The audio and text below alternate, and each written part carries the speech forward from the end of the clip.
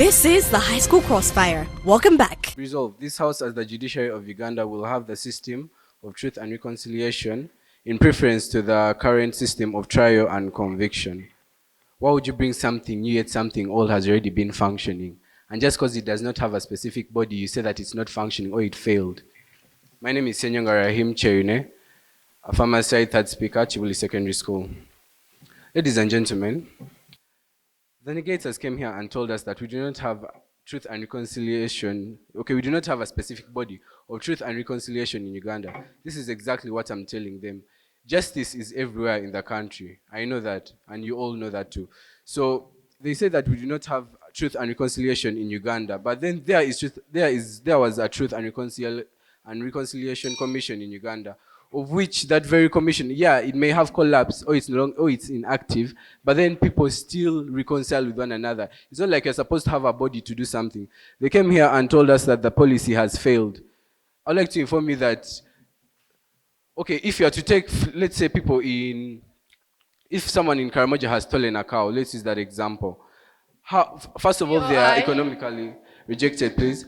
First of all, they are economically unstable. How are they going to pay for the money to go to court? You expect people who are economically unstable to pay money so that they can go to court and just have a petty crime like stealing a cow? Because those are the major crimes that are there. Rejected, please. They came and told us that people who go for court cases, they have their voices heard. First of all, I'd like to inform you that the rate of corruption in Uganda is increasing day by day. So how are you going to have someone's voice? First of all, okay, one person may not be enough to prove to you that they are right or wrong, but then people who are around, people who actually saw what happened, may be able. But then when you take someone to court, there are limited people. You may pay a lawyer, of which the lawyer may be corrupted by the other side. So how sure are you that... POI. Rejected, please. How sure are you that the anti-corruption bodies in Uganda are effective? How effective are they? You came and told us that after independence, that's when the judiciary came into power. But then before independence, are you trying to tell us that before independence, there were no settling of cases? Of course, they used to use truth and reconciliation. That's what I'm telling you, that we do not need a body to handle our matters. Let me say the judiciary of Uganda, yeah? So if they have over 500 cases, when is your case going to get solved? Someone who, okay, let's say, what if the person you're with dies? What are you going to do about it? It's better to have your case solved there and then. The person can do a petty crime. It's not always about saying sorry. The person can do a petty crime like, something small like community service as they get a chance to think about what they did. And for the things like murder, it's not like you're going to just go say sorry. Of course, you have to do something according to the gravity of the crime that you have committed. That's the gravity of the punishment you are to be given. I rest my case.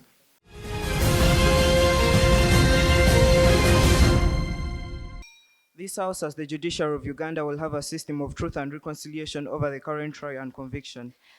Third speaker, Team Negative. First of all, the third speaker from Team Affirmative is from saying, we are looking at petty crimes, for example, stealing goats. Ladies and gentlemen, let me inform him that someone starts as stealing a goat. The next time they'll be robbing someone's cattle. The next time they'll be doing something much bigger. And ladies and gentlemen, we are not here to look at just petty crimes. They maybe are not aware of the current status quo. We have ADF attacks currently on the border of DRC and Uganda. And ladies and gentlemen, they're here to present to us petty crimes such as stealing goats. Ladies and gentlemen, they come under the civil society. Ladies and gentlemen, they do not actually show us a work plan. We ask them which civil societies exactly are they coming under, and they do not even give us examples. Then they say that their team is to promote justice in Uganda. They then say that nothing is gained by going to prison. Maybe now they are not aware that the major aim of someone going to prison is to actually reform them. That is what is gained by someone going to prison, so that the person doesn't come out of prison and commit the same crime. During the process that you're in prison, you are told to reform and actually do better things with your life. Ladies and gentlemen, they say that trial and conviction, both parties lose. Now, ladies and gentlemen, let's give an example of the ADF attacks on the border of Uganda and DRC. Ladies and gentlemen, what if the rebels are taken to prison? Are you sure that both parties lose? Because I see the community gaining peace and the rebels serving punishment for what they have done. Ladies and gentlemen, then they say that the person who was murdered will not be granted. Are you aware that there are innocent people in prison just because of corruption. Without evidence, I'm not aware. Ladies and gentlemen, they say that a person who has murdered will not compensate as much as a person who has stolen. Now, ladies and gentlemen, I would like to ask them, what compensation does a rebel have to do? How much can they compensate? Like, what can they give to fill up for the effects that they have had on society? Then, ladies and gentlemen, they say that there is a rate of corruption increasing. Now, if there is a rate of corruption increasing, they say that their truth and reconciliation will be implemented by cultural leaders. Now, I would like to ask them, isn't there corruption in these cultural leaders? They say that they do not need a body. Then they are telling us that there is no corruption within the people themselves. Ladies and gentlemen, we are coming in as granted. How many people have been in prison and have come out reformed?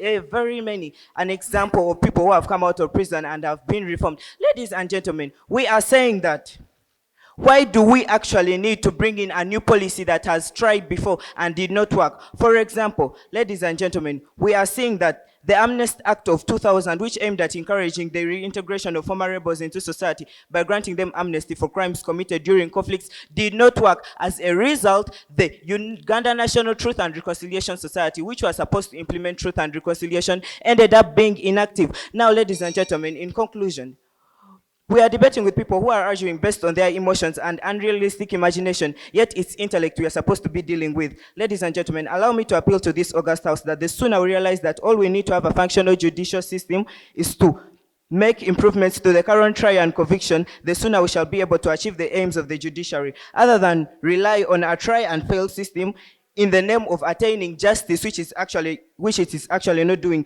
of which it has tried in the past but failed, making it unsustainable. Ladies and gentlemen, I would like to ask you, if you're already living near a well, what's the point of going to a river to fetch water? If you already have trial and conviction, which is achieving the aims of truth and reconciliation, what is the point of bringing back a system that failed to work in the first place? Which means that our farmers are presenting to us a very unsustainable and weak case. Ladies and gentlemen, in our work plan, we plan to make adjustments to the... I remain Baluk Tony Anesta, proud negator. Thank you. This is the High School Crossfire. We'll be back in a minute.